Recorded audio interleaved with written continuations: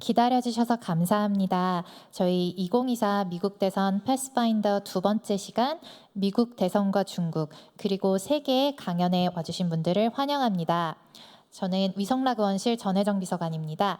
먼저 시작에 앞서 원활한 강의 진행을 위해 휴대폰을 무음으로 설정해 주시길 부탁드립니다.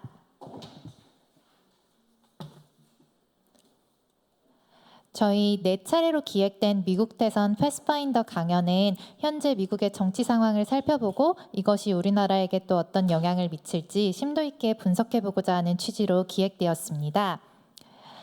먼저 흔쾌히 이 자리 만드는 것을 지원해 주신 두 분 의원님의 인사 말씀으로 자리를 열겠습니다.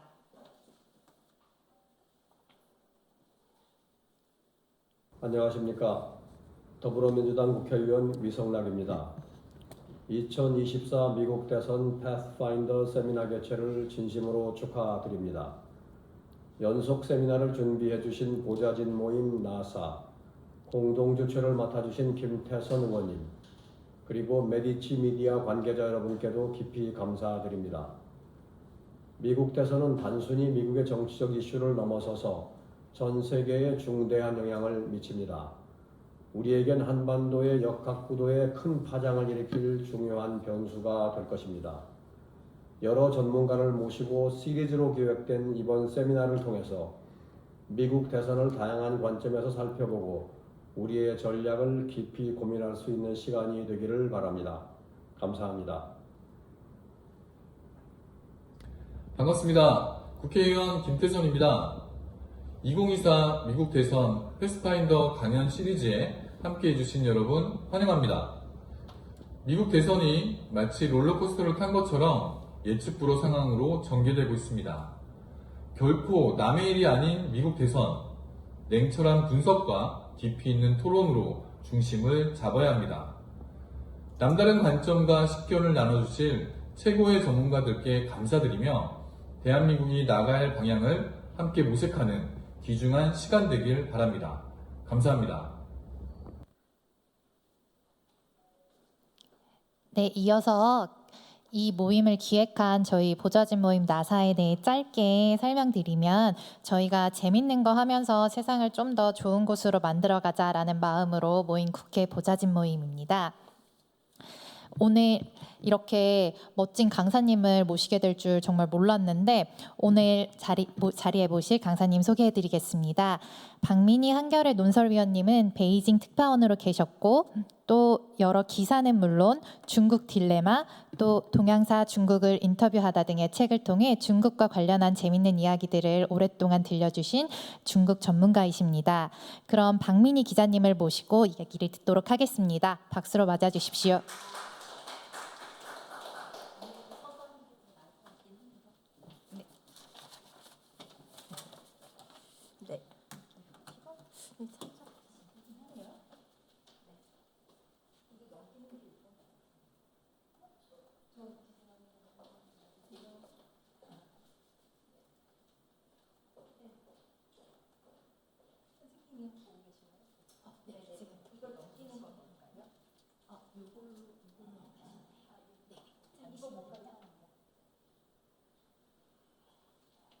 네, 안녕하세요. 저는 한겨레 신문의 박민희입니다. 사실 논설위원이라고 소개해 주셨는데 행성위원도 아니고 요즘은 외교부에 출입하고 있는 현장 기자입니다.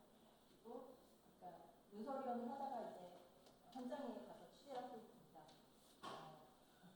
사실 어제 비서관님께서 이렇게 하라고 하셨을 때는 이렇게 엄청난 자리인 줄 모르고 그냥 아무 생각 없이 한다고 했는데 너무 떨려가지고 며칠 동안 굉장히 잠도 안 오더라고요.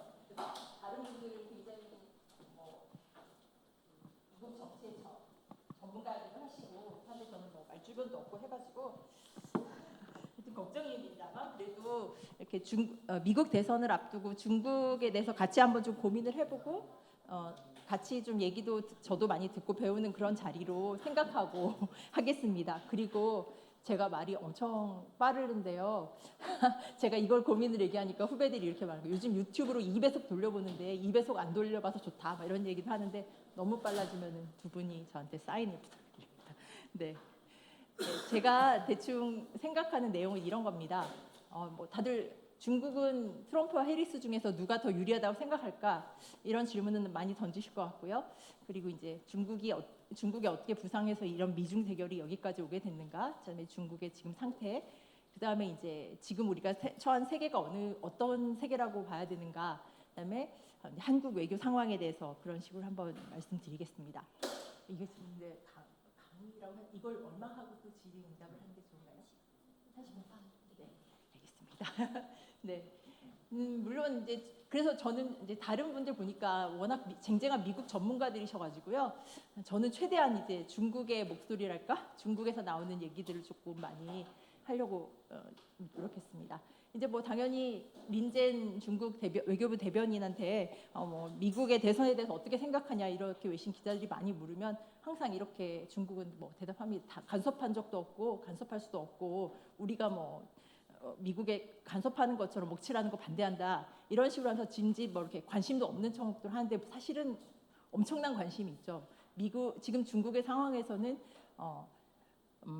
미국과의 외교가 사실 중국의 사활이 걸린 문제라고 생각하고 있습니다. 그래서 우리는 이제 항상 한중 관계 어떤가, 뭐 중일 관계 어떤가 이렇게 보지만 사실 지금 중국 외교에서도 그냥 단순한 한중 관계라는 건 있을 수가 없고 한중 관계를 어떻게 했을 때 중국이 미국하고 경쟁하는데 유리한가 이런 식으로 항상 보는 거죠. 당연히 이렇게 고차 방정식으로 볼 수밖에 없습니다. 그리고 중국 전문가들도 굉장히 열심히 분석을 하고 있는데 뭐 사실 공통된 의견은 트럼프나 해리스나 지금 미국의 분위기를 보면 양당 모두 중국을 어떻게 해서라도 이제 더 이상 부상하지 못하게 해야 된다. 그렇기 때문에 별로 차이가 없다라고 얘기합니다. 우리는 우리 갈 길만 잘 가면 되는 거고 뭐 둘의 큰 차이는 없다라고 얘기하는 게 당연히 이제 모범 답안입니다.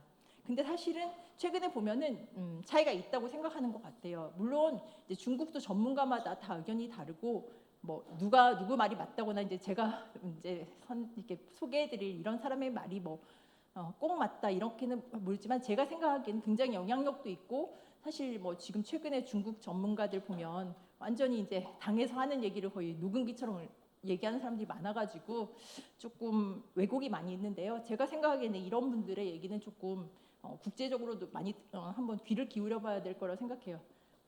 이 옌시통 칭화대 국제환경연구원장은 중국에서 이제 현실주의 외교를 대표하는 전문가입니다. 굉장히 냉철한데 그렇다고 무슨 애국주의나 이런 거를 얘기하는 것도 아니고 사실 굉장히 들어볼 말이 많은데 이분이 이제 최근에 올해 몇 번 인터뷰를 한 걸 제가 한번 보니까 이분의 생각은 트럼프가 승리하면 당연히 뭐 최근에 이제 중국산에 뭐 60% 이상 관세 매긴다 이런 얘기 하고 있으니까 당분간 경제 갈등은 커지겠지만 대만 해협을 둘러싼 전쟁 가능성은 낮아진다. 트럼프가 대만 위에서 미국 전쟁 안 할 거다. 그런 점을 굉장히 주목하고 있고요. 그리고 두 번째는 이제 트럼프가 당선하면 한미일 군사협력도 뭐 명목상 유지도 완화될 수밖에 없기 때문에 하여튼 그런 점에서 중국이 유리하다라고 생각합니다. 그리고 그렇기 때문에 최근에 이제 한국, 일본, 독일 등이 이제 뭐 중국에 필요해서도 그렇고 이제 중국하고 조금 관계를 개선하려고 하는 것도 트럼프 당선된 데 대비해서 준비하는 거다 이렇게 생각합니다. 그리고 한반도에 대해서는 좀 우리가 주목할 만한 얘기를 하는데 어쨌든 중국으로서는 한반도 주변에서 이제 미국이 한미일 군사 협력하는 게 가장 위험 요소라고 생각하고 있기 때문에 이제 한미일 군사 협력이 이렇게 계속 추진될수록 중국은 북한 비핵화를 뭐 반대한다는 건 아니지만 정책 우선순위도 아니고 거기다가 중국이 힘을 쓰거나 뭐 미국이 북핵 문제 같이 해결하자, 한국이 해결하자 거기에 뭐 같이 응할 필요가 없다는 식으로 이제 얘기합니다. 이 왕지스라는 사람은 그 후진타오의 외교 책사로 되게 유명했던 사람인데요. 최근에 8월 1일에 이제 포린 어페어스의 이런 다른 두 명의 저자와 함께 이런 기고를 했습니다. 제목을. 근데 이제 이분은 이제 이분도 역시 비슷해요.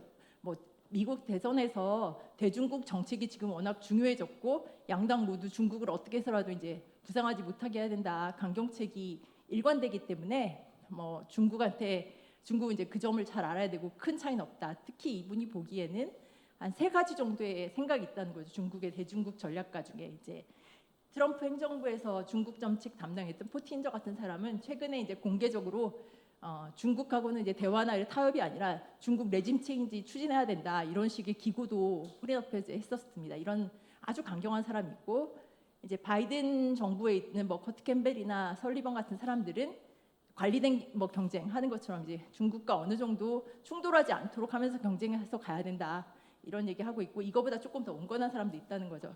근데 이 뭐 중국의 입장에서 보기에는 뭐 중국이 어쨌든 미국의 중대한 도전이라는 점에서는 큰 차이가 없다. 그렇게 이분도 보고 있고요. 그러면서 이제 그럼에도 불구하고 이제 보면은 미국 내에서 중국에 대해서 최종적으로 어디까지 밀어붙여야 되고 중국을 정말로 이제 꼬꾸라뜨려야 되는지 아니면 계속 경쟁을 해야 되는지 이거에 대해 사실 미국 내에 합의가 없다. 합의된 목표가 없다는 점도 이 사람이 지적합니다. 그러면 이제 그 제목에 나온 좀 흥미로운 질문, 중국이 해리스를 선호할까, 트럼프 이기를 선호할까에 대해서 이분도 이전에 이분도 이 얘기를 하면서 시작하는데 저도 중국에 있을 때 이 얘기 많이 들었거든요. 72년에 마오쩌둥이 닉슨한테 나는 이제 서방의 우파가 좋다 이런 얘기를 그때 처음 만나서 했는데 민주당은 뭐 이념 가치 찾고 이런 거 내세우는데 그런 거 말고 어쨌든 체제가 다른데 경제 안보 이익을 중시하는 미국의 우파와는 거래할 수 있다 이런 게 사실 중국 공산당이 오래 가지고 있는 생각이고 트럼프에 대해서도 그렇게 생각해요. 이분도 거의 비슷하죠. 중국과의 이제 2018년에 트럼프가 중국과의 경쟁 이제 대립을 본격화하긴 했고 중국산 수입품에 이제 관세 매기고 뭐 화웨이 같은 그 이제 화웨이 거꾸로뜨리기 이런 거 중국 위협론 막 주장하긴 했는데 전반적으로 따져보면 트럼프는 어느 정도 타협할 의지가 있었다는 거죠. 사실 이제 2017년 11월에 트럼프가 베이징 국빈 방문했을 때 사진인데 이제 시진핑이 이제 트럼프한테 엄청 잘 보이려고 자금성도 통째로 이제 그 건강에 안 받고 이렇게 황제처럼 이제 트럼프한테 이제 기분 좋게 해준 거죠. 그리고 나서 이제 2018년에 트럼프가 그럼에도 불구하고 이제 중국하고 무역 전쟁을 시작했지만 잘 기억해보면 2020년 1월에 코로나 터지기 바로 직전에 1단계 무역 협정이란 걸 일단 한번 했었어요. 그래서 류허라는 이 부총리가 가가지고 했는데 그 뒤에 이제 코로나 터지고 막 트럼프가 중국 킹푸 바이러스 막 이런 얘기 하면서 이제 이건 이제 물 건너갔고 사실 당시 중국도 그걸 사실 거부했어요. 최고 지도부에서 하여튼 했지만 어쨌든 트럼프하고는 한번 거래를 해볼 수 있다. 트럼프는 이제 장사꾼이니까 거래할 수 있다는 게 이 사람들의 생각이고 특히 이 사람들이 중요하게 보는 거는 중국이 이제 무역에서 타협하면 대만 문제에 대해서 트럼프는 그거 뭐 우리 상관할 필요 없어 이런 식으로 나올 수 있다는 거죠. 이분도 이런 걸 주목합니다. 그럼에도 불구하고 이제 왕지스도 앞으로 10년간 미국의 대중국 정책은 계속 강경할 것이고 바뀔 수 없다. 그렇기 때문에 이제 우리는 이 미국의 대중국 봉쇄 정책을 어떻게 해서라도 돌파하면서 최악의 극단적 시나리오도 대비해야 된다고 시진핑 계속 얘기했는데 어쨌든 계속 미중 관계는 이전에 좋았던 시기로는 돌아갈 수가 없기 때문에 어쨌든 전쟁은 피하면서 계속 이렇게 우리 실력을 키워야 된다. 이게 지금 중국의 입장이라고 볼 수 있습니다. 그래서 이제 다시 생각해봐도 지금 중국이 미국하고 할 때 좀 중요하게 보고 있는 요소가 이런 거라고 생각할 수 있죠. 대만 문제, 그다음에 이제 뭐 그 인도 태평양에서 뭐 한미일이랄지 아니면 뭐 호주랄지 이런 동맹망이 중국을 포위하는 동맹망이 어떻게 될지. 그다음에 또 그 중에서도 중요하게 생각하는 게 이 사람들이 유럽이 어떤 선택을 할 것인가가 계속 지금 그 미중 경쟁에서 굉장히 중요한 요소가 되고 있거든요. 그래서 중국이 생각하는 핵심적인 이제 문제의식이 이 세 개라고 볼 수 있어요. 근데 마침 이제 트럼프가 최근에 뭐 블룸버그 인터뷰에서 대만에 대해서 이런 얘기 했잖아요. 대만이 방위비 내야 되는데 대만이 미국 반도체 산업도 다 뺏어갔는데 저렇게 멀리 있는 대만 방어 어떻게 하냐 이런 얘기도 했다는 거는 미국한테 어느 정도 사인 보낸 거 아니냐 이런 식으로 해석하는 사람이 많고 또 공화당 전국위원회 이제 강령이 워낙 16페이지로 작긴 하지만 이번에 내놓은 거 보면은 1980년 이래 처음으로 이제 대만 언급이 빠진 거 보면 마치 이제 한국 전쟁 전에 에치슨 선언처럼 트럼프 쪽은 아무래도 미국하고 중국과 거래할 의향이 있는 것 같다라는 최근 이제 이런 얘기들이 많이 나오고 있습니다.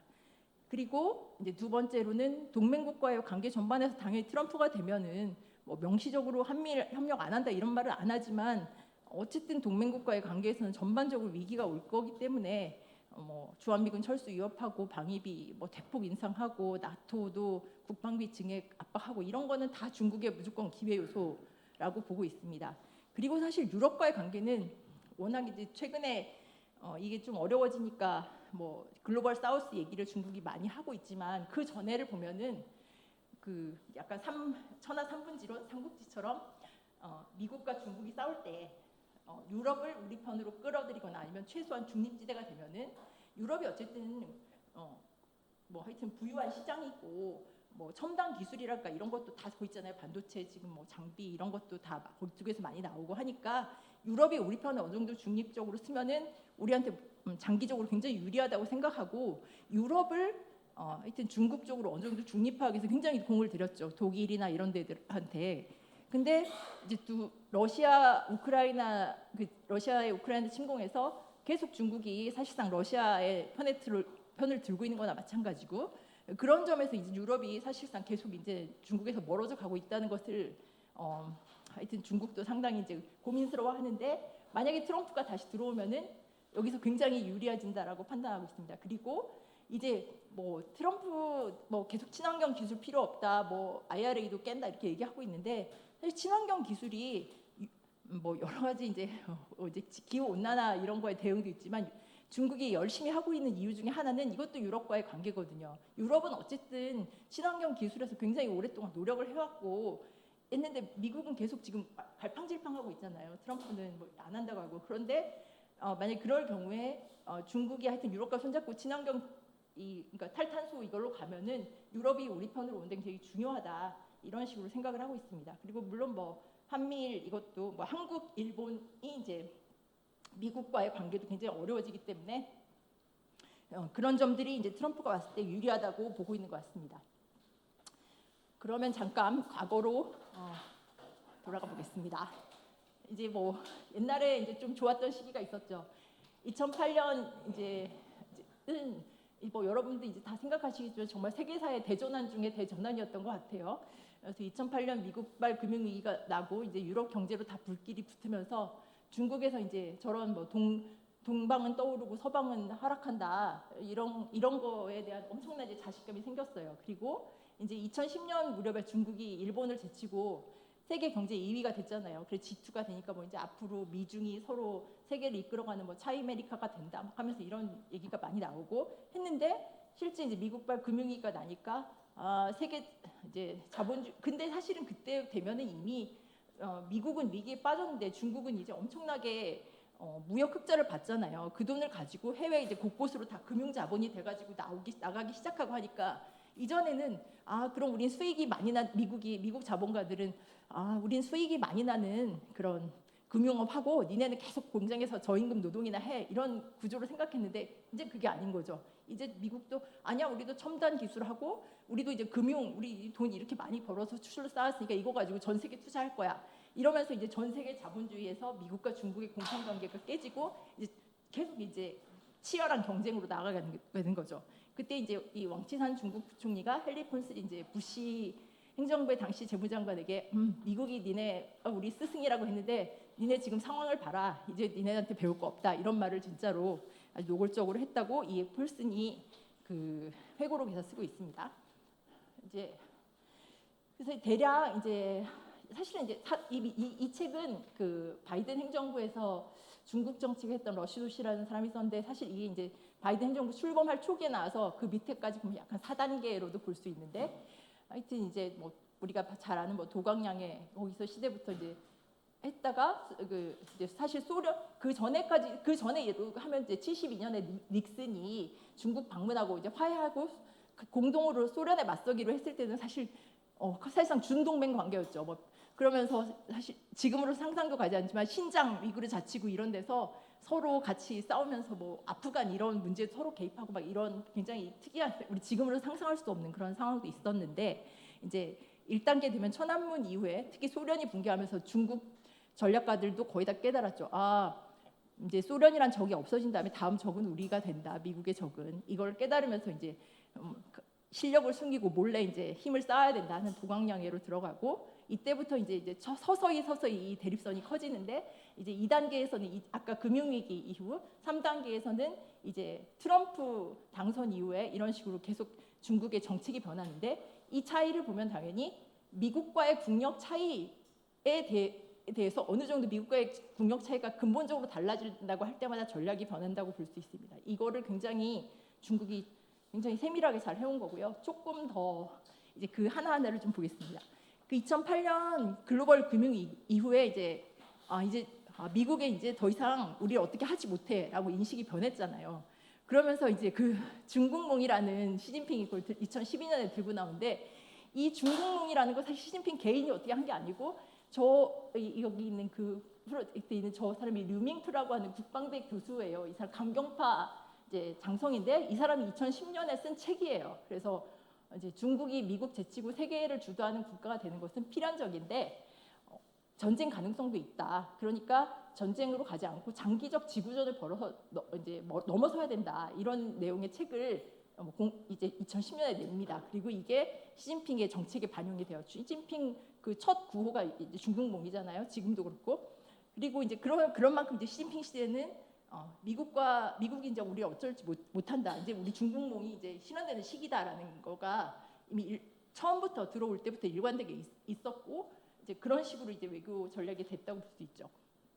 그리고 2013년에 시진핑이 이제 오바마를 처음 만나서 이제 태평양 나누자, 서태평양 우리 거다. 이렇게 서로 그렇게 하면 서로 싸울 리 없지 않냐 이렇게 제의를 하기도 하고 이제 2014년에 아시아 안보는 우리가 해야 된다 하면서 1대1로도 그 이후에 추진하게 됩니다. 근데 이제 2016년 트럼프 당선되니까 이제는 미국의 쇠퇴는 돌이킬 수 없는 쇠퇴의 길로 들어왔다. 이것은 분명하다라고 이제 중국에서도 판단을 하게 됩니다. 그래서 처음에는 이제 굉장히 암호 같은 얘기가 나오죠. 그래서 뭐 이제 100년 만에 대변동, 아까 이제 동양이 떠오르고 서양은 몰락한다에서부터 이제 100년 만에 대변동. 이제 뭐 그 아편 전쟁 이후에 우리한테 100년 넘게 서방 질서가 우리를 억압했는데 이제 드디어 이제 중국 질서의 시기가 온다라고 얘기도 하고 중국 중심으로 인류 운명 공동체를 만들겠다 이런 얘기도 합니다. 그리고 한데 여기서 약간 미스가 생기는 거예요. 트럼프랑 거래가 잘 될 줄 알았는데 거래가 안 되고 2018년에 트럼프가 들어와가지고 갑자기 뭐 관세 매기고 중국하고 싸워야 된다 하면서 굉장히 갑자기 변칙적인 방법으로 미국 패권 경쟁이 본격화되잖아요. 그래서 약간 중국이 그때 좀 당황하게 되죠. 그런 상황이 있는데 또 그리고 코로나 거치면서 중국은 그러면 우리 안 밀린다. 전랑 외교한다 해가지고 사사건건 미국하고 싸우가 하면서 이제 미중 경쟁이 더 이상 돌이킬 수 없이 본격화됩니다. 그리고 나서 이제 사실 이때 이런 상황이 중국 국내 정치하고도 맞물려 있거든요. 2017년 말 이제 11월에 19차 당대회에서 시진핑이 이제 임기 제한을 설패하고 이제 장기 집권의 길로 나아가게 되는 그런 상황에서 이렇게 중국이 이제 미국은 더 이상 돌이킬 수 없게 몰락하고 있고 우리가 강해지고 있고 시진핑은 그런 그 중국몽을 이룬다는 그런 명분을 가지고 장기 집권한다 이런 틀이 이제 짜여집니다. 근데 지금은 어떻게 말하면은 이제 중국도 생각처럼 되진 않았죠. 그래서 지금은 약간 이거 좀 분위기가 2022년 11월에 시진핑이 사면임 하고 나서 분위기가 많이 달라지는데 외교적으로 보면은 이제 그 사이에 무슨 일이 있었냐면 바이든이 2021년 1월에 집권을 하잖아요. 그때 시진핑과 이제 중국 지도부는 처음엔 좀 타협이 될 거라고 생각을 합니다. 이게 이제 2011년에 그 당시 부통령이었던 바이든과 시진핑이 스촨성 청두의 그 뚜장엔이라는 데를 방문하고 있는 건데 이때 둘이 거의 한 일주일 열흘을 계속 같이 다녀요. 그렇게 하면서 하여튼 그때 같이 갔던 미국 사람들이 인터뷰하고 이런 거 보면은 정말 시진핑이 지금 같은 사람이 아니고 정말 중국의 문제에 대해서 허심탄회하게 얘기도 많이 하고 이 둘이 굉장히 지금까지 미중 지도자들이 한 번도 없었던 그런 약간 교류, 인간적인 얘기와 교류를 했다. 그렇게 이제 판단을 많이 하고 있었는데 그래서 처음에 2021년 1월 시점에서 보면은 처음에는 약간 바이든 행정부하고 어느 정도 좀 화해해봐야겠다 이런 생각이 있었던 것 같아요. 근데 바이든도 지금 중국이 미국이 그럴 수가 없는 상황이잖아요. 이 트럼프의 미국에 대한 그런 중국에 대한 견제랄까 아니면 뭐 지금 바이든 행정부의 이런 정책이 어떤 지도자의 캐릭터 때문이 되는 게 아니고 미국의 지금 상황이 더 이상 이렇게 중국을 이대로 부상하게 놔두면 안 되겠다라든지 아니면은 뭐 지금 제조업이 다 중국으로 넘어갔는데 이거를 찾아와야겠다 이런 여러 가지 이제 그 사회 경제적 이유 때문에 되는 거기 때문에 바이든도 그렇게 안 나가고 이미 이제 더 오히려 더 한층 더 높은 수준으로 가는 거죠. 그러면서 제일 결정타는 첨단 기술 대중국 제한, 그러니까 중국에 대해서 반도체나 첨단 기술 못 넘어가게 하는 거 그거 하고 그다음에 한미일이나 뭐 여러 가지에서 동맹 포위만 강화하는 거 이걸 보면서 이 타협이란 게 없구나. 미국하고는 어떻게 할 수가 없구나. 이제 끝까지 가야 된다. 우리는 대장정을 해야 된다. 이런 모드로 바뀝니다. 그래서 그 초기에 바이든 정부와 들어섰을 때 중국하고 미중 사이에 보면은 뭐 앵커리지 같은 데 만나서 막 겉으로는 막 엄청 센 얘기를 하는데 실제로는 막 이틀 동안 걸쳐서 열 몇 시간 이렇게 얘기를 하면서 아마 굉장히 자세하게 타협을 모색했던 것 같아요. 근데 되지가 않았고 그다음에 뭐 정찰 풍선 갈등, 대만 남중국해 문제 하면서 한동안은 뭐 거의 전쟁이 일어나는 게 아니냐 이럴 정도로까지 됐는데 결국 2023년 11월에 바이든하고 시진핑 정상회담 한 이후에 약간 지금은 일단 휴전 모드라고 볼 수 있어요. 아마 제일 큰 원인 중에 하나는 중국 경제가 2023년 들어서 제로 코로나 끝났는데도 굉장히 둔화돼 있잖아요. 그런 것 때문에 중국도 어느 정도는 현실적으로 더 이상 이거에다 이렇게 미국과 정면 충돌로 가기 어렵다 이렇게 생각하는 거죠. 그렇지만 중국은 지금 좀 상당히 굉장히 불안한 상태로 보여요. 뒤에서 조금 시간이 있으면 말씀드리겠지만 지금 보면은 뭐 반간첩법, 뭐 총체적 국가 안보감 이런 거 해가지고 이분들이 지금 계속 중국 내에 보이는 메시지는 지금 경제보다 우리 안보가 우선이야. 언제 미국이 우리 어떻게 할지도 몰라 하면서 굉장히 단속을 하는 건데 사실은 미국하고 충돌할 수 있다는 그런 것도 있지만 경제가 악화되고 하면서 내부에서 무슨 불만이 커지는 거 그 두 가지를 다 굉장히 우려하고 있는 것 같습니다. 여기서도 한번 중국 사람의 얘기를 한번 다시 살펴볼까 합니다. 이분도 제가 좋아하는 사람이, 그러니까 상당히 현실주의적이고 최근에 이제 뭐 중국 정치가 뭐 어떻고 한다고 해서 중국의 그 선전을 그대로 읊는 그런 사람이 아닌 거죠. 상당히 자기 생각을 가지고 얘기를 하는 사람이고 자기 발언권, 독립적인 발언권이 있는 사람인데 사실 제가 이전에 런민대 연수했었기 때문에 이 선생님도 개인적으로 알았었는데요. 그 뒤에 오랫동안 이제 국무원 참사를 해서 국무원 이제 정부의 국무원 정무니까 정부 정책의 이제 자문력 그런 거를 오랫동안 하셨어요. 근데 2024년 이제 올해 5월 기고한 글을 보면은 이분 상당히 비관적으로 보고 있어요. 그리고 중국이 해온 정책에 대해서 굉장히 쓴소리 반성도 합니다. 그래서 이분은 지금 미중 관계 어느 때보다 복잡하고 위험하고 이분은 전쟁이 날 수도 있다고 좀 우려하는 것 같아요. 들어보면. 그러면서 왜 그러냐면 미국과 지금 세계가 안 그랬다고 서로 얘기하면서도 지금 세계가 미국과 중국이 주도하는 두 대립하는 블록으로 지금 점진적으로 나눠지고 있지 않냐. 이렇게 되면은 언젠가는 어떤 일이 생길지 모른다라는 좀 우려를 많이 하고 있어요. 그리고 중국과 러시아, 그게 사실 이분은 냉철하게 얘기합니다. 미국도 하지만 중국과 러시아 지금 사실상 중군사 동맹이다. 이렇게 얘기합니다. 그리고 중국이 더 이상 한반도 비핵화에 대한 언급 안 한다라고도 이분도 얘기를 해요. 그리고 이분이 이제 돌아보면 2012년 이후에 시진핑 집권 이후에 중국의 전략적 목표가 세 가지가 있었다고 이분 생각해요. 그 이제 전 세계적으로 중국의 영향력 확대하고 아시아 태평양 지역에서 미국과 동맹국들에 대해서 지정학적 우위를 확보하고 그다음에 이제 그 서태평양 지역에서 군사적으로도 우위를 확보해야 한다. 이 세 가지가 2012년 이후에 이제 세 가지 전략적 목표였다고 이분이 얘기를 해요. 근데 이분에 따르면 섣불렀다는 거죠. 2008년 금융위기 이후에 중국 일부 사람들이 승리주의에 취해가지고 중국의 힘을 과대평가하고 너무 과도한 전략적 영향력과 권력에 대한 상상에 취해 있었다고 이분이 얘기해요. 사실은 시진핑 이후에 이 외교에 대해서 사실 상당히 쓴소리하는 거죠. 그리고 이제 이분 이게 2022년 4월 이후에 바이든 행정부 들어오면서 계속 군사적으로 뭐 남중국해나 대만도 충돌할 수 있다 이런 얘기가 나올 때 사실 중국은 대만에서 우리 전쟁 안 해라고 미국한테 약속을 해주면 그러면은 미국이 그 틈을 타서 대만의 독립을 부추기고 할 거야. 그래서 그런 약속을 안 해줬다는 거죠. 그러니까 서로가 서로를 못 믿기 때문에 그런 상황에 더 점점 군사적인 대치에 취해 있었다. 지금 그리고 2023년 11월에 어느 정도는 뭐 소위 미국이 말하는 가드레일 만들기 해서 어느 정도 군사적 채널도 봉헌하고 약간 휴전 상태이지만 대만 문제는 계속 심각하다라고 얘기를 합니다.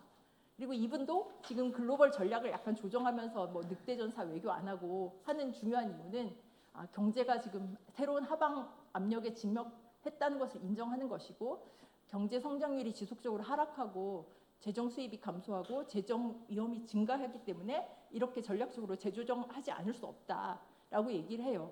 그리고 이제 그럼에도 불구하고 미국과 대만 문제는 계속 이제 중국이 강경한 태도를 취할 수밖에 없는 상황이 돼 있고 한반도에서의 위험도 굉장히 크게 증가하고 있기 때문에 지금 상황이 20세기 초에 영국과 독일이 이제 그 2차 대전으로 가는 상황보다 더 심각하다 이분 굉장히 경고를 무겁게 하시더라고요. 그래서 지금 그리고 이제 아까 이제 중국의 상황에 대해서 조금 더 보겠다고 말씀드렸는데 지금 상황을 말하면 이제 우리가 중국하고 92년에 수교했잖아요. 92년 8월 24일에 수교했으니까 내일 모레가 이제 정확하게 32년 되는 날인데 우리가 사실 알았던 중국의 현대라는 거는 어떻게 말하면 이제 이 경제 시대였죠. 경제 시대. 뭐 개혁 개방한다고 하고 뭐 검은 고양이든 뭐 하얀 고양이든 돈을 잘 벌면 되고 이런 우리가 알았던 중국은 그런 중국밖에 없었던 거예요, 사실상. 근데 이제 그러니까 사실 중국의 개혁 개방이라는 게 78년 말에 시작해서 대부분의 사람들이 아까 2018년 시진핑 사면님 한 2017년 말과 2018년 말에서 이제 끝났다고 생각해요.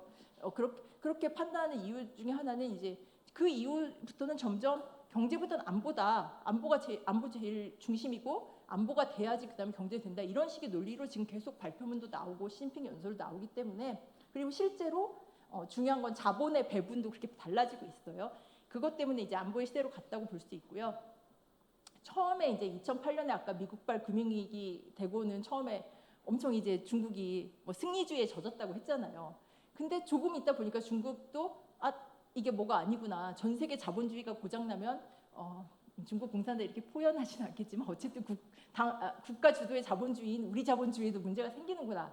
그래서 이때부터 사실 두 자릿수 성장 시대가 마감되었고 그때부터 이제 10% 성장을 하지 못하는 시대로 점점 떨어지고 있잖아요. 그리고 그 2008년, 2010년 무렵이 되면은 굉장히 뭐 빈부격차나 부패에 대한 분노가 크고 파업도 많고 그 당시 이제 지금하고 달리 부동산 최고 호황 시기였으니까 뭐 부동산 개발한다면서 막 강제 철거 많이 하면 거기 막 항의해서 분신하는 일이 진짜 많았거든요. 제가 2007년부터 2013년 초까지 중국에 있었는데 정말 지금으로서는 상상할 수 없는 이런 많은 일들이 그때 벌어지고 있었어요. 그리고 시진핑 집권에 뭐 도전을 해서 보시라이가 쿠데타를 시도하기도 하고 뭐 티베트나 신장에서도 상당히 시위가 많이 일어났죠. 지금 중국 공산당 통치 방식에 좀 반대하는.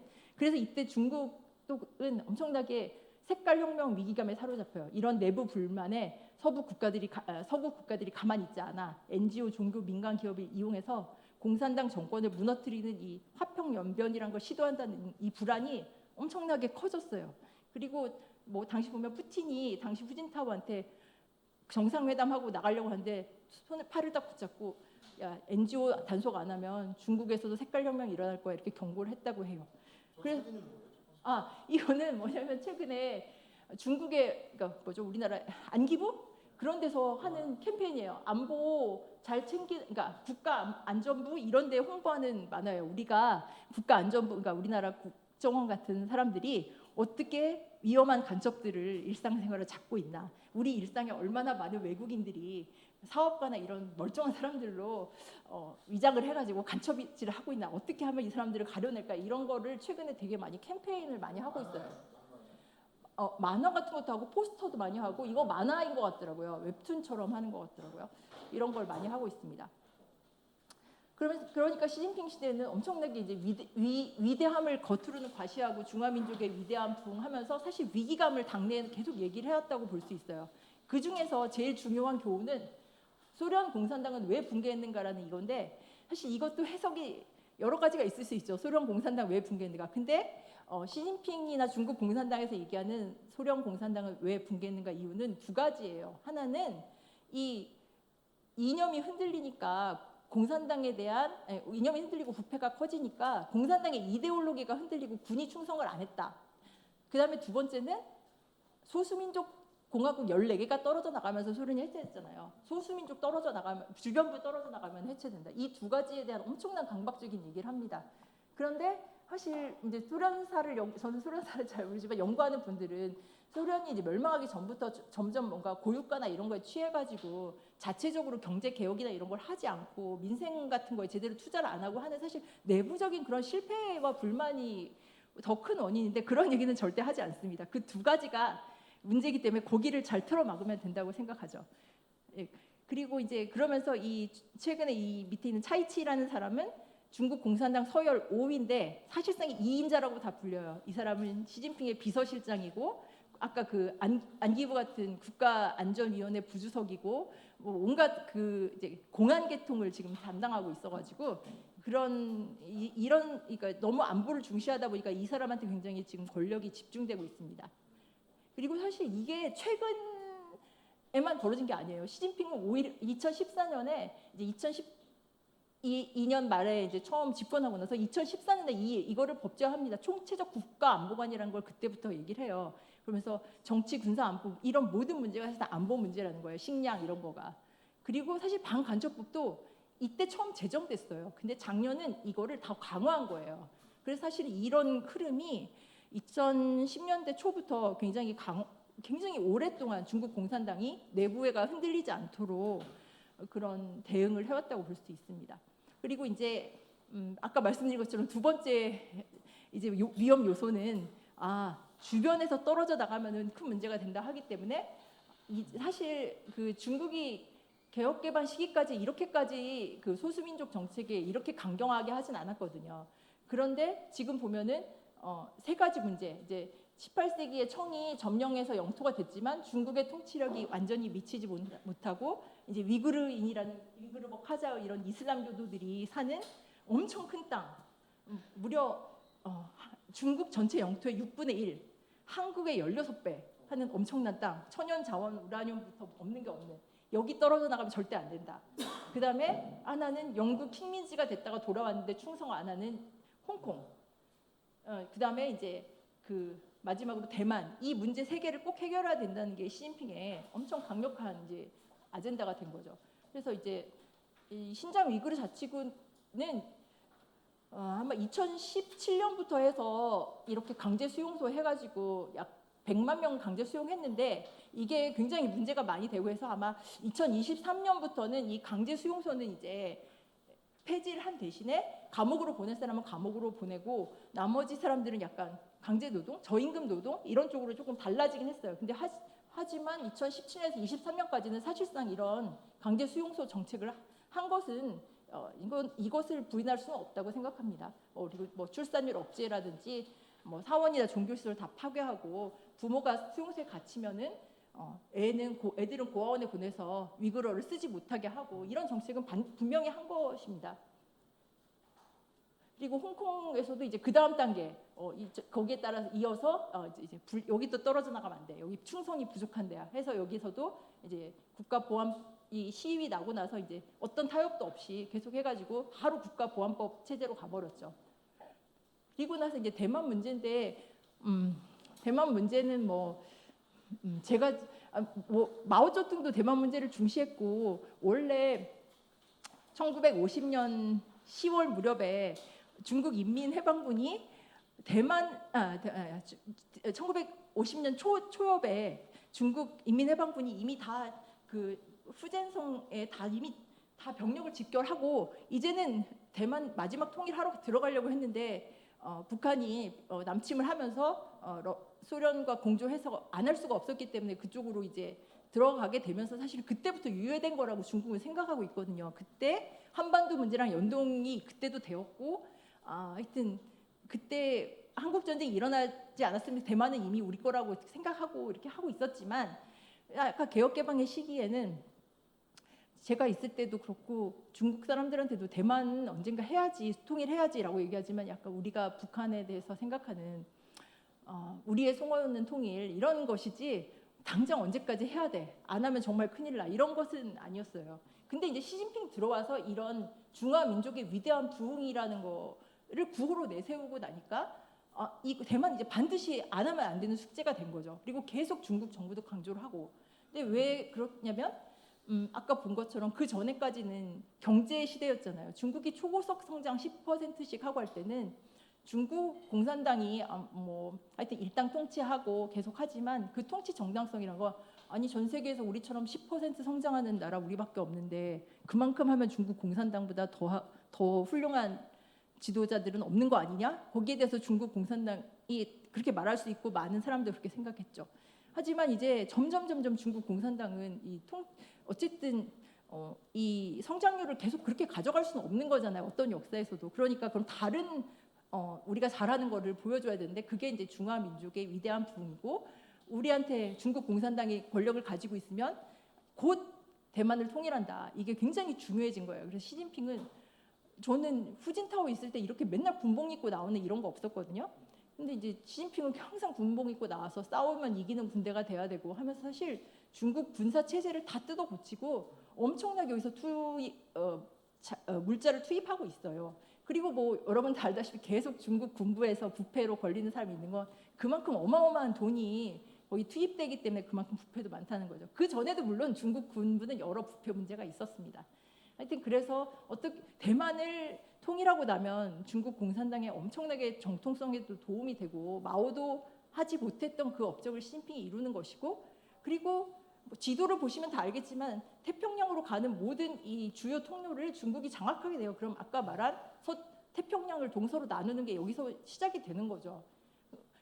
그런데 문제는 이제 진짜로 정말 그런 군사적으로 통일하려고 하냐, 그거는 어떤 전문가들한테 물어봐도 다 의견이 다르고, 하지만 지금 상황, 특히 이제 뭐 러시아가 우크라이나 침공했다 저렇게 지금 어쨌든 간에 뭐 여러 가지 어려움에 처해 있는 이런 상황에서 저 전면적인 침공 이것은 아닌 것 같다라는 게 지금은 중국에서도 공감된 일단은 그런 것 같고, 철저하게 통일을 준비하면서 대만을 계속 압박해서 싸우지 않고 이기는 게 손자병법에서 제일 중요한 거잖아요. 대만이 어쩔 수 없다 하고 굴복하게 하는 게 제일 중요한 거고, 아니면 정말 안 되면은 대만을 오랫동안 섬이니까 봉쇄하는 게 두 번째고, 전면 침공은 중국의 리스크가 너무 크고 해서 지금 상황에서 가능성은 그렇게 높지 않다고 다들 보고 있습니다. 하지만 모든 것은 미국과의 국력을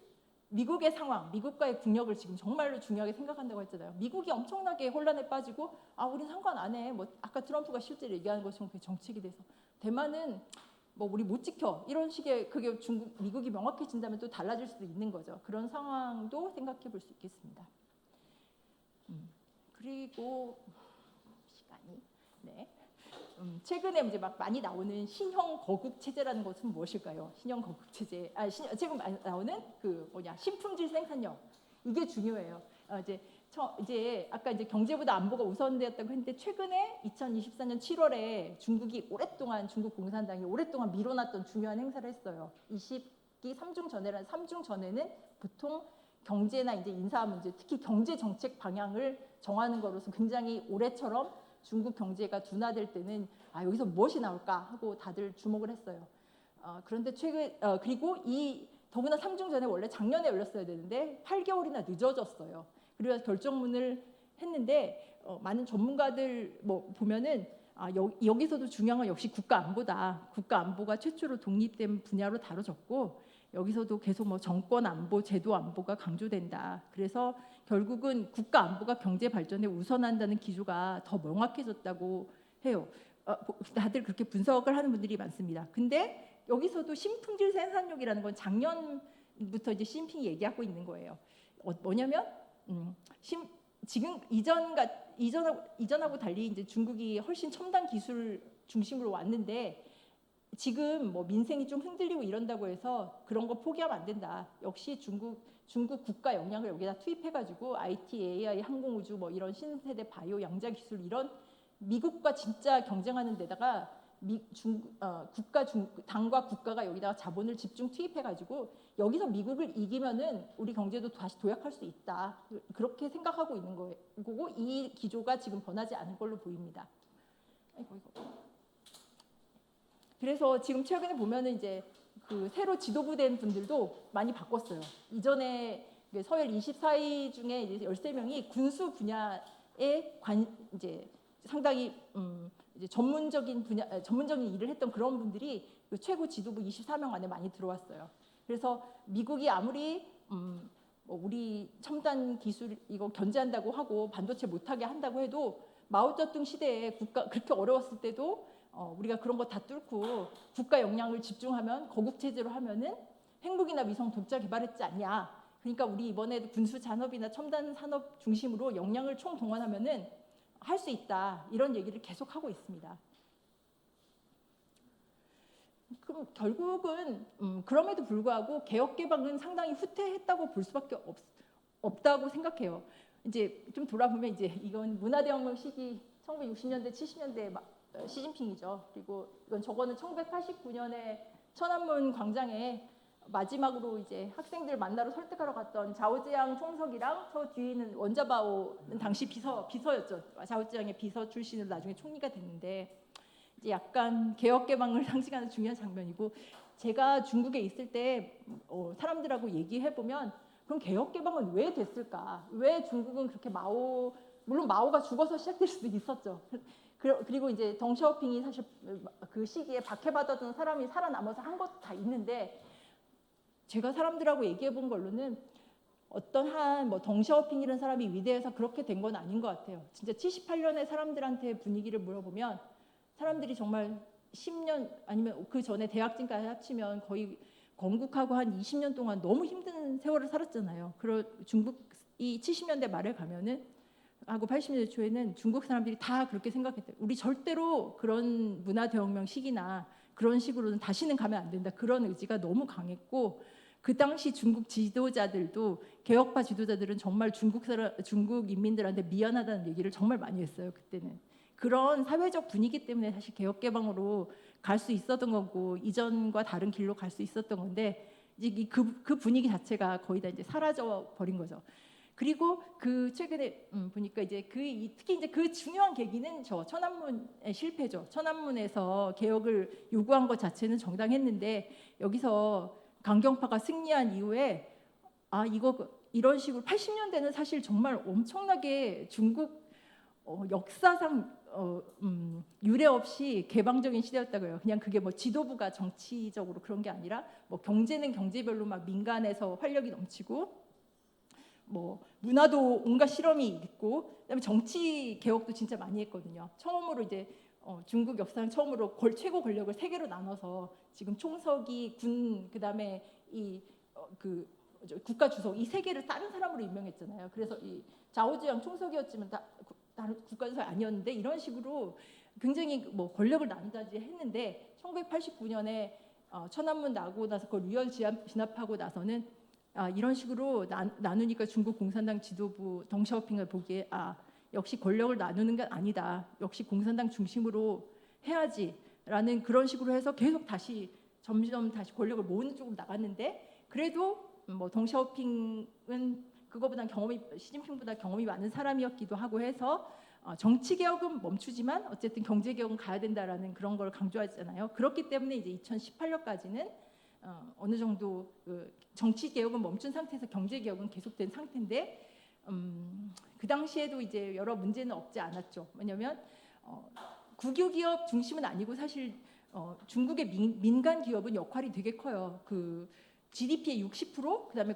도시 고용의 80%를 하는데 그럼에도 불구하고 사실 중국 그 민영 기업가들이 정말 중국 공산당 지도부와 결탁하거나 관시가 없이 사업이 큰다는 건 있을 수 없는 그런 한계가 있었지만 그럼에도 불구하고 민간 경제 역할이 많이 컸는데 시진핑 시대 들어와서는 이 민간 기업가들은 뭔가 사회 불안 요소야. 중요한 순간이 되면 우리 말 안 들을 거야. 미국에 상장이나 하고 미국 자본 받아들이고 이런 식으로 이제 생각하는 거죠. 그래서 보니까 그 국유 기업에 원래 이 대출 그 은행 대출이 국유기업이 굉장히 쉬운 게 사실 그게 지금 말하는 중국에서 이제 국유기업 위주라는 건데 2013년에 그 비금융 기업 대상 은행 신용 대출이 민간 기업의 57% 됐었는데 2016년에 11% 됐다고 해요. 그 정도로 지금 민간 기업들의 상황이 이전하고 달리 굉장히 많은 통제하에 있는 거죠.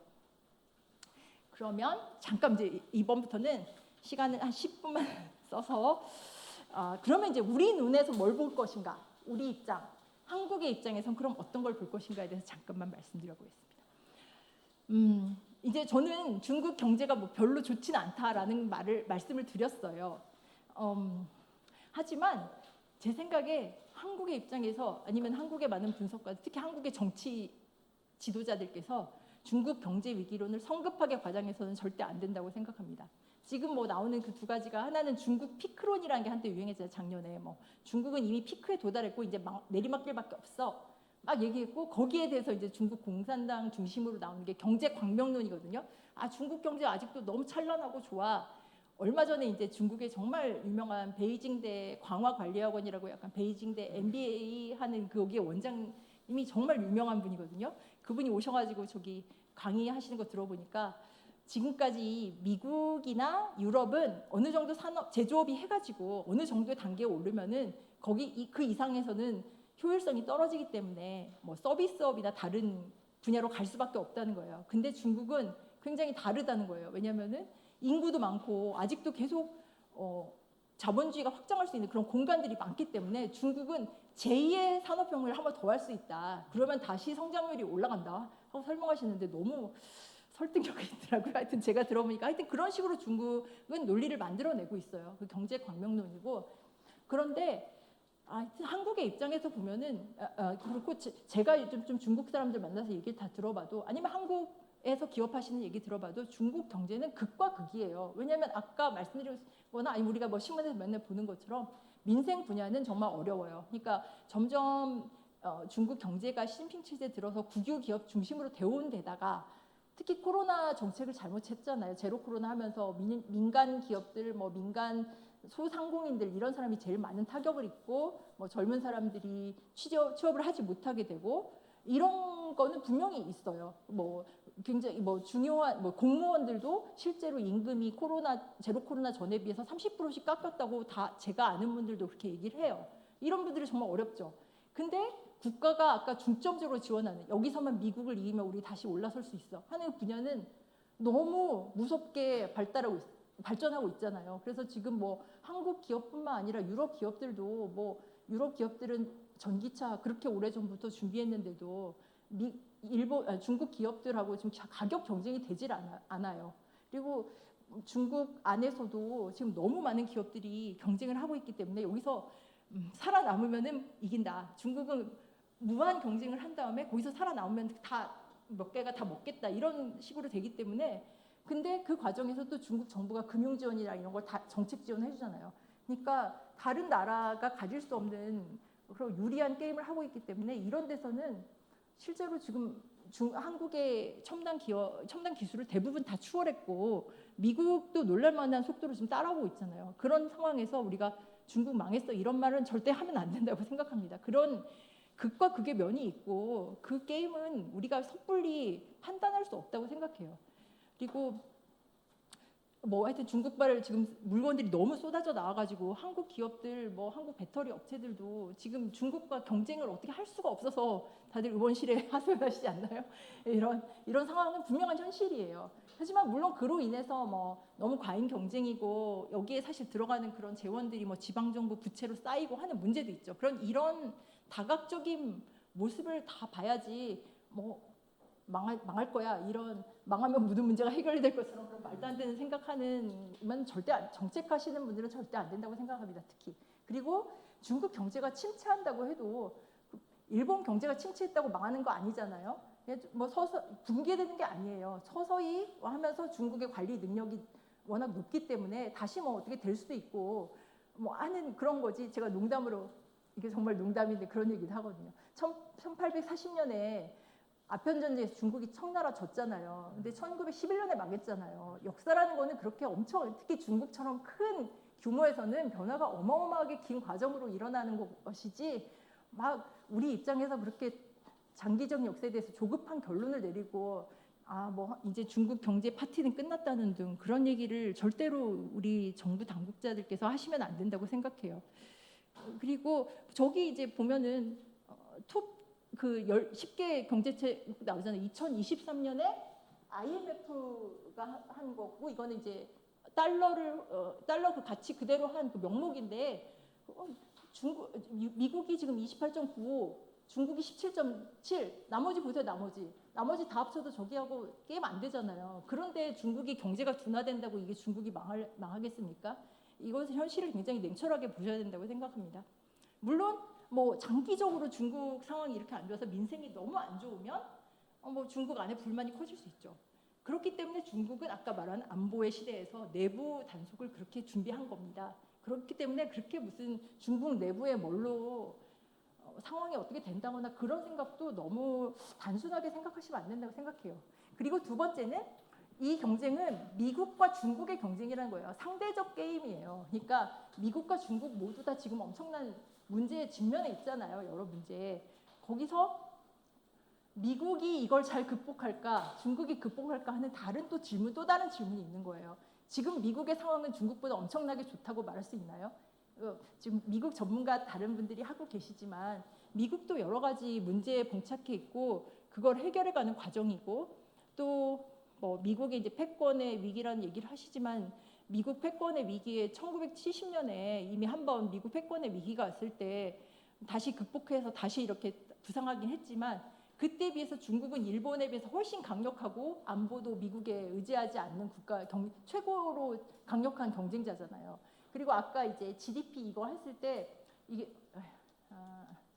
이게 지금 저게 65%인가 그러니까 중국이 미국 65%인가 그런데 이게 2023년에 위안화 환율이 많이 떨어졌어요. 그래서 그렇지 2022년 기준으로 하면 75%인가 73%까지 올라갔었어요. 이런 경쟁자는 한 번도 없었어요. 그리고 이미 구매력 환산 지수로 하면은 이미 넘었다고 하는 분석이 많이 있잖아요.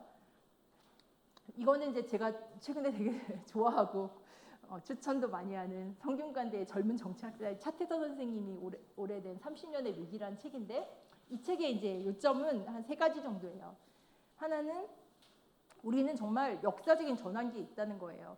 그냥 이번에 11월 선거에서 해리스하고 트럼프가 누가 이기면은 어떻게 하는 그런 게 아니고 우리는 뭐 냉전 짧게 보면 냉전 이후 그러니까 1990년 이후 미국이 만들어 놓은 1급 체제 적어도 우리가 생각한 지난 한 30년 동안 우리가 알았던 그런 세계는 이제 무너져 내릴 수밖에 없다고 생각하고 있고 그런 과정을 보여주는 거고 두 번째는 트럼프 현상은 미국 정치의 돌출적인 현상이 아니라 사실 건국 때부터 계속 두 개의 미국의 흐름이 있는데 하나는 이제 우리가 아는 뉴욕이나 LA 같은 데서 자유주의적이고 뭐 하여튼 리버럴한 그런 엘리트들 뭐 해외로 나가가지고 하는 그런 흐름도 있지만 이렇게 시골이나 이런 데서 기독교 백인 중심의 배타적 공동체 가지고 미국이 더 해외에 가서 자꾸 우리 국력 가지고 낭비하고 뭐 하여튼 개입하면 안 돼. 우린 고립주의를 해야 우리 공화국을 지킬 수 있어. 이런 흐름은 굉장히 오랫동안 있던 전통이고 미국이 어떤 위기에 처할 때마다 이런 게 계속 나오기 때문에 트럼프라는 굉장히 좋지 않은 메신저가 나왔기 때문에 이런 현상이 완전히 없어지는 게 아니라 미국이 지금 처한 어떤 문제들이 해결되지 않나 이 문제가 계속 나온다는 거죠.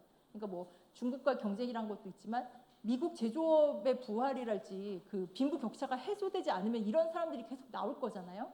그다음에 한국에는 어떻게 생각하면 한국 48년에 정부 수립하고 나서 지금까지 한국 외교는 다 미국이 주도하는 어떤 세계 안에서 있었고 사실 그것 때문에 한국이 겪게 된 문제 뭐 여러 가지 분단이 이런 것도 있지만 그래도 어쨌든 경제적으로 성공하고 민주화하고 하는 과정이 있었는데 그런 70년 질서 어떻게 말하면은 뭐 하여튼 20세기 초부터 만들어낸 질서 자체가 지금 없어지고 있기 때문에 어디로 세계가 갈지 모르는 그런 혼란의 시간인데 우리 뭐 중국 경제 안 좋은 것 같다, 꼭 망할 것 같다라든지 이제 민주당이 11월 선거에서 승리하면 아니야 다시 우리가 좀 익숙한 세계로 돌아갈 거야.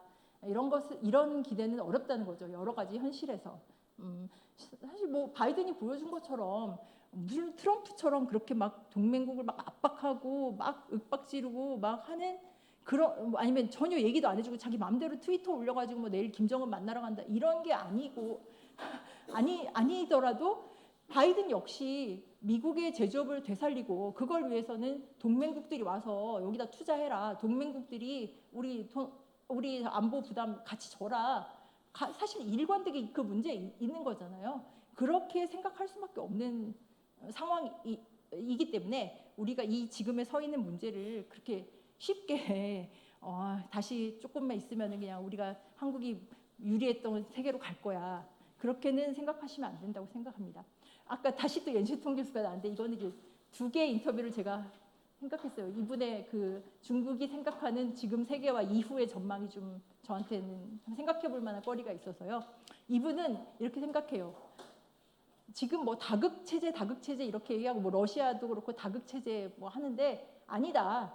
지금 명백하게 미중 양극 시대다. 이유는 아까 보셨잖아요. 그 경제력 그 지수도 그렇고 여러 가지로 뭐 군사력이나 이런 거 볼 때 미중과 나머지 3위부터 10위까지 차이가 너무 크기 때문에 중국과 미국 경제 규모가 다른 강대국의 4배에서 7배가 되는데 이것을 가지고 어떻게 양극 시대가 아니라고 할 수 있냐. 그리고 하면은 그 중국의 입장에서는 이스라엘 가자 전쟁이 지금 미국의 정치적 영향력을 굉장히 국제적으로 감소시키고 있다고 생각해요. 그렇지만 이분 또 냉철해요. 2024년에서 2029년의 세계에서는 미국과 중국의 GDP 격차는 더 벌어진다. 이유는 일단 중국에 대한 외국 투자, 민간 투자 감소하고 있고 군사력 격차도 좁힐 가능성이 별로 안 보이고 특히 AI와 반도체 연구에서 큰 격차가 있다. 이분은 이렇게 생각합니다. 근데 이분은 2030년과 2034년에 되면은 반세계화 주류나 포퓰리즘이 더 강해져가지고 이런 상황을 알 수가 없다. 이분은 그 반세계화 주류를 다시 되돌릴 수 있는 동력이 없다고 생각해요. 그러면서 그래서 대국의 경쟁이 어떤 결론으로 끝날지는 3가지 시나리오가 있다고 생각해요. 만약에 지도자들이 그냥 전쟁으로 하자, 대만 같은 데서 한번 붙어보자 하면은 뭐 단기간에 그냥 결론이 난다고 생각하고, 만약에 이데올로기적으로 해가지고 두 진영을 나누고 해가지고 계속하고 뭐 대리전이 그 사이에서 벌어지고 하면은 한 10년 이상 이렇게 계속 전쟁 가야 된다. 근데 지금 바이든 정부랑 뭐 시진핑이 말로 하고 있는 뭐 가드레일을 세우고 기술과 혁신 경쟁으로 간다면 20년 이상은 아마 경쟁 체제로 양국이 간다. 이렇게 얘기합니다.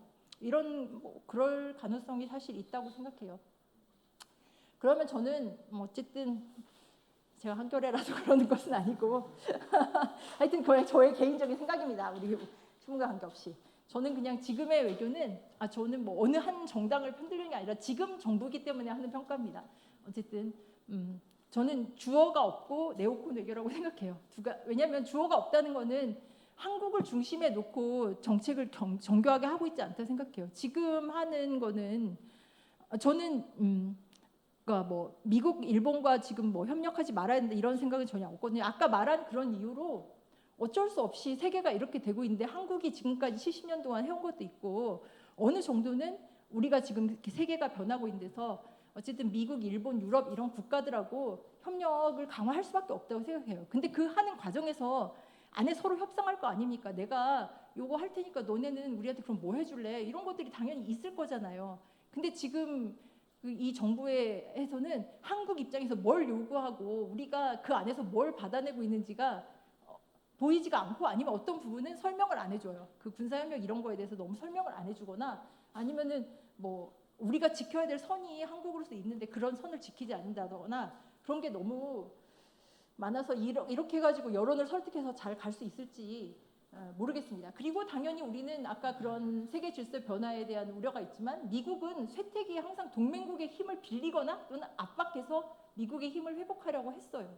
70년대도 다 그렇고 했는데 그러면은 이런 거에 대해서도 뭐 우리가 야 니네 옛날에 그랬는데 이번에 우리 이건 꼭 아니게 해줘야든지 뭐 요구 조건이 있어야 되는데 그런 우리 입장에서 요구를 잘 하고 있는지 알 수가 없습니다. 그리고 네오콘이라고 한 거는 뭐 하여튼 현실주의적인 입장에서 보면 뭐 미국이 일본하고 우리가 지금 이렇게 달라지는 데서 하여튼 뭐 중국이 저렇게 할 수도 있고 뭐 아니면 북한의 핵이 있으니까 어느 정도 협력 여기까지 할게.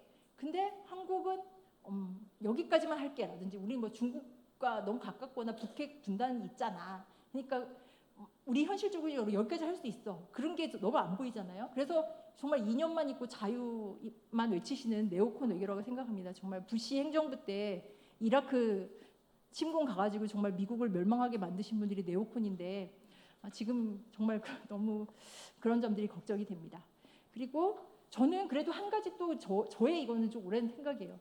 사실 한국은 계속 이게 한 강대국의 편을 선택하면은 우리가 처한 외교 그 문제가 해결된 걸로 계속 생각하면 하는 그런 거에서 벗어나지 못해 생각해요. 그러니까 사실 명청에는 이제 우리 조공 체제 안에 있었고 그건 동아시아 전체가 그랬잖아요. 그러니까 전체가 조공과 뭐 거리가 있는 데도 있고 없는 데도 있지만 어쨌든 그 중국 중심의 시스템이었으니까 그렇고 이제 우리는 일본 식민지에 들어가고 그 뒤에 미국 영향력에서 왔기 때문에 다 한 강대국하고의 영향권 아래서만 살아가는 것밖에 우리 못 해본 거예요. 우리 외교가.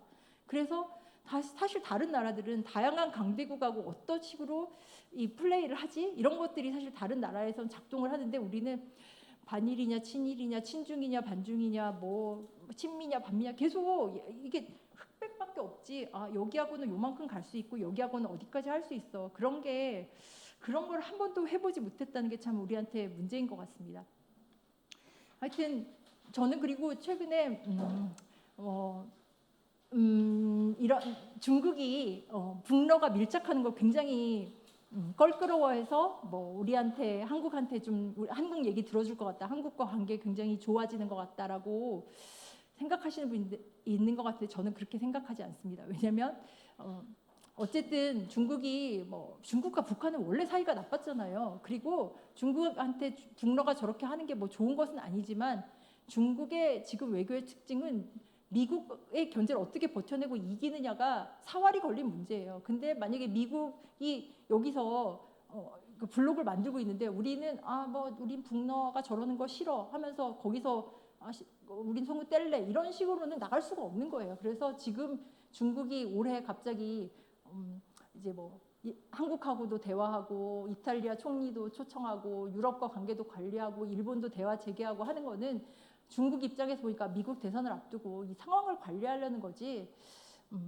우리 말대로 중국이 지금 우리가 하는 외교 상황에서 뭐 북핵 문제도 우리 편 들어주고 그럴 가능성은 사실 굉장히 없다고 봐야 된다 생각하지만 그럼에도 불구하고 우리가 뭐 얘기를 아예 안 하고 우리도 그런 관리 그냥 뭐 이러니까 중국과 관계 계속 나쁠래 그런 건 아니고 그런 서로의 입장을 잘 알면서 필요한 관리와 대화를 하고 또 서로 사실 경제적으로는 지금 상황에서 중국과 뭐 뗀다 이런 거는 어느 나라도 한국과 비슷한 경제에 있는 나라 특히 제조업하는 한국 같은 나라에서 그런 생각한다는 것은 굉장히 비현실적이기 때문에 그런 것들에 대해서 하여튼 잘 관리하고 특히 중국이 우리 지금 너무 중국에 대한 관심이 너무 없거나 거의 혐중이 너무 하면서 중국을 너무 알고 싶지도 않아 하고 또 실제로 중국이 진짜 알기 어려워졌어요. 약간 블랙박스처럼 되고 안보 논리되고 외국인한테 말하면 안 돼 해서 실제 더 공을 들여야 되거든요. 그러면서 중국을 더 잘 알면서 중국의 의도도 다 잘 알면서 어디까지 서로 관리하고 갈 수 있는가 이런 거에 대한 계속된 노력을 해야 된다고 생각합니다. 네, 감사합니다.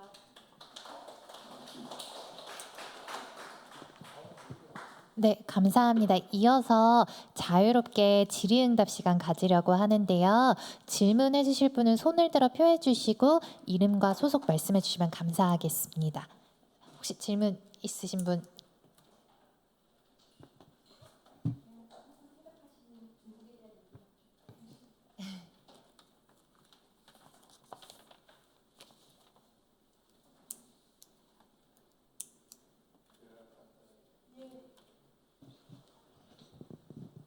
그게 참 어려운 게 한국이 우리가 보통 경제는 중국, 안보는 미국 이랬잖아요.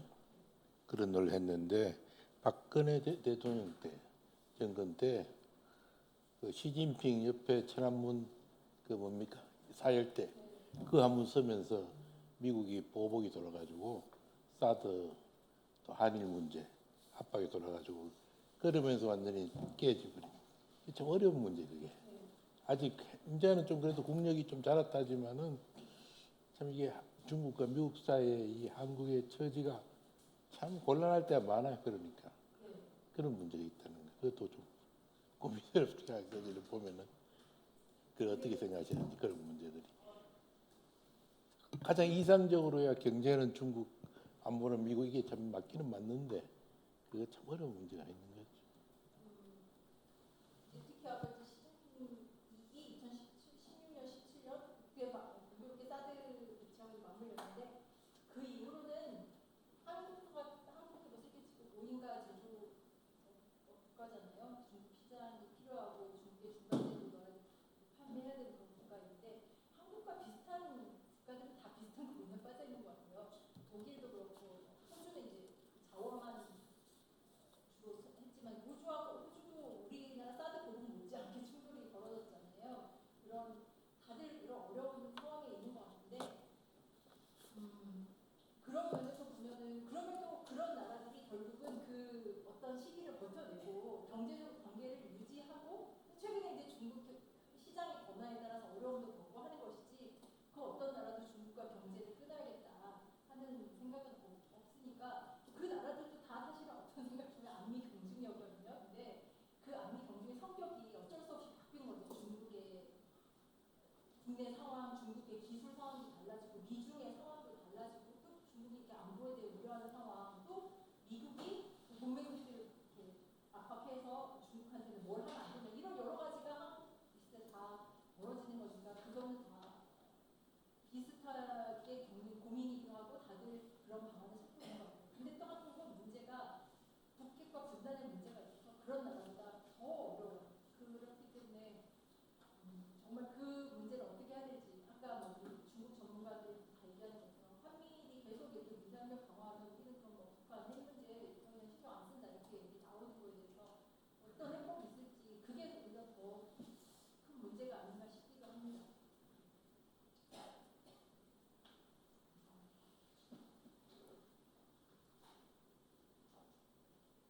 감사합니다. 저기 보라색 입은 분께서 먼저 들어가요. 네, 좋은 말씀 감사드립니다.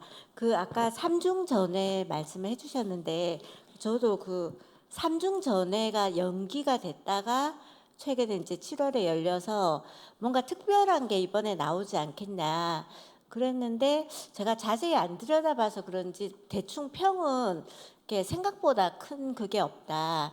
특히 이제 경제 문제 같은 경우는 뭐 이렇게 뭔가 결정적인 뭐 그게 없다 이제 이렇게 평가한 것 같고 시진핑 주석도 지금 그러니까 경제에 이렇게 좀 이렇게 약간 자신 없어하는 그런 발언도 하고 그런 것 같은데요. 이번 삼중 전에 좀 이 시기에 개최한 그 의미하고 그 경제 문제를 뭐 부동산 문제나 앞으로 중국이 어떤 식으로 좀 극복해 나갈 것 같은지 의견을 여쭤보고 싶습니다. 네, 감사합니다. 삼중전에 왜 8개월이나 미뤘는지에 대해서는 전혀 중국은 설명을 하지 않기 때문에 정확히는 알 수 없지만 역시 좀 경제에 대한 고민은 경제 둔화에 대한 고민은 있었던 것 같고요.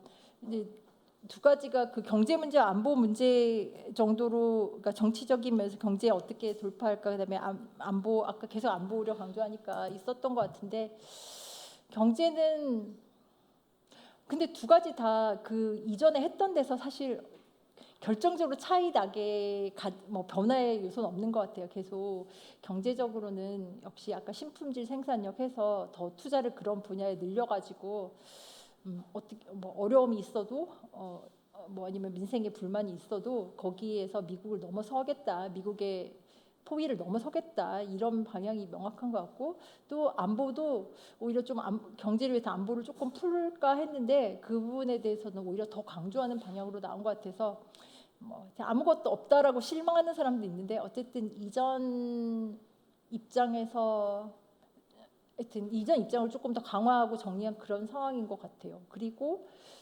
또 경제 전문가 금융연구원의 지만수 박사님 같은 경우에는 오히려 약간 그런 경우에도 어쨌든 최근에 이제 약간 지방 정부나 이런 데들한테 너무 경제에 조금 그래도 띄우기 위해서 좀 투자 더 많이 해라. 결국은 그런 방향의 신호를 줬다고 하시는데 그렇게 되면은 역시 이전에 조금 그 너무 과잉 생산 문제 같은 거에서 좀 줄이려고 한 분이 있고, 부동산도 뭐 절대 부동산의 길로는 갈 수 없다고 하면서 이렇게 뭐 하여튼 이제는 더 이상 부동산 성장 시대 끝나겠다고 그렇게 명확하게 하면서 많은 뭐 어려움이 있더라도 가겠다고 했는데, 최근에 보면 약간의 돈풀기 정책은 이전보다는 조금 더 생긴 것 같아요. 네.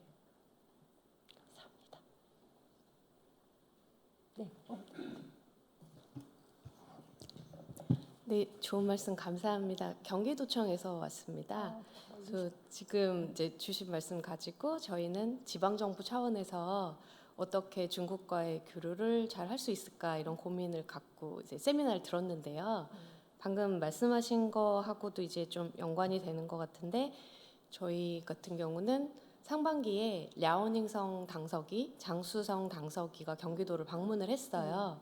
그리고 방문해서 저희한테 여전히 경제 분야에 대해서 교류를 강화하는 걸 희망을 했고, 네. 그 당서기들이 한국에 와서 만났던 사람들도 대기업 CEO들을 많이 만났고 여전히 한국에 투자를 많이 바라고 있거든요. 네. 네, 오늘 말씀 주신 거 보면은 중국은 안보가 경제를 압도하는 길을 선택했다라고 말씀을 하셨는데, 그러면 지방 정부는 안보보다는 실질적으로 경제를 선택을 해서 중앙이 안보를 선택했다면 지방 정부는 실제적으로 아직도 경제, 그다음에 투자 유치 이런 쪽으로 좀 강화하고 있는 건지, 그렇다면 저희 경기도 입장에서도 지방 정부하고 교류를 할 때 어디에 포커스를 둬야 되는지, 그리고 이런 전체적인 분위기를 봤을 때 중앙이 저렇다면 우리 지방 정부는 어떻게 해야 되나, 뭐 이런 고민을 갖고 있어서 어떻게 생각하시는지 기자님의 말씀 듣고 싶습니다. 정말 현실에 있는 너무 중요한 거를 많이 보신 것 같아요. 저는 최근에 그 장수성 석이랑, 특히 장수성 워낙 중요하니까 온 거 좋은 것 같고, 중국 정부 입장이 안보가 경제보다 우선한다는 것이지 경제를 포기하겠다는 것은 절대 아니거든요.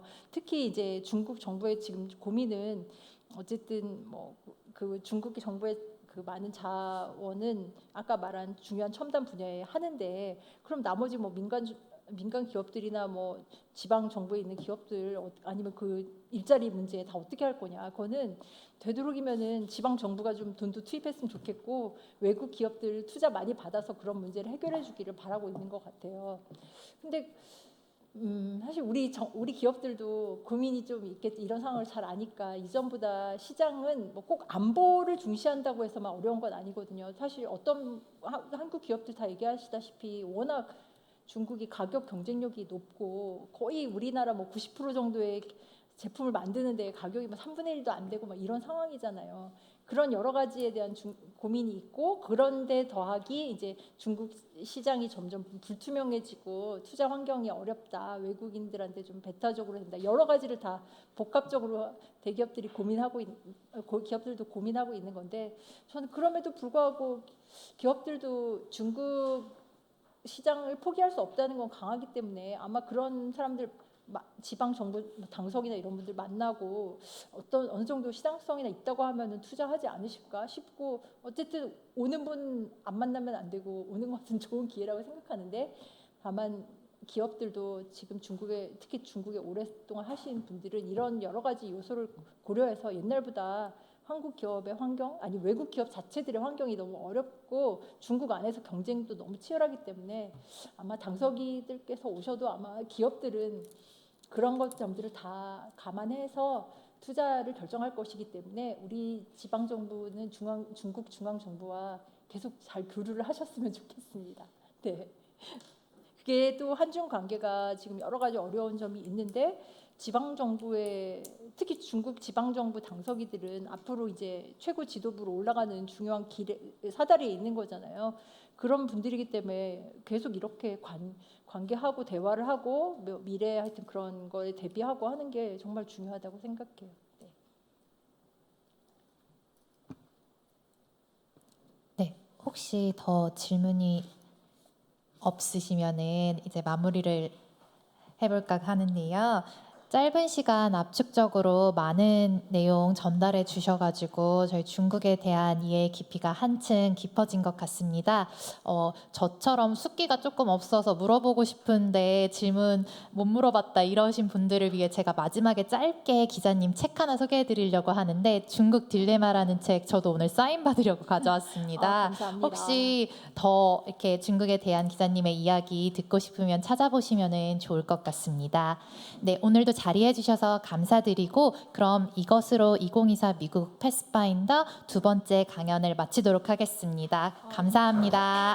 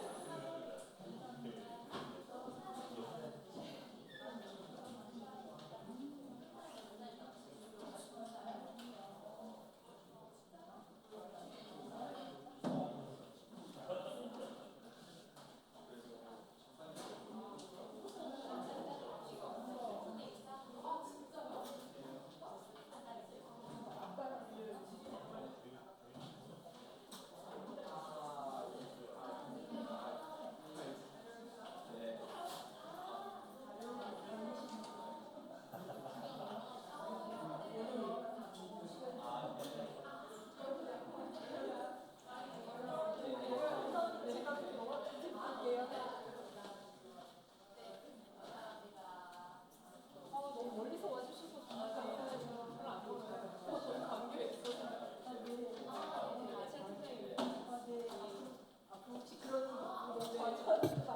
네.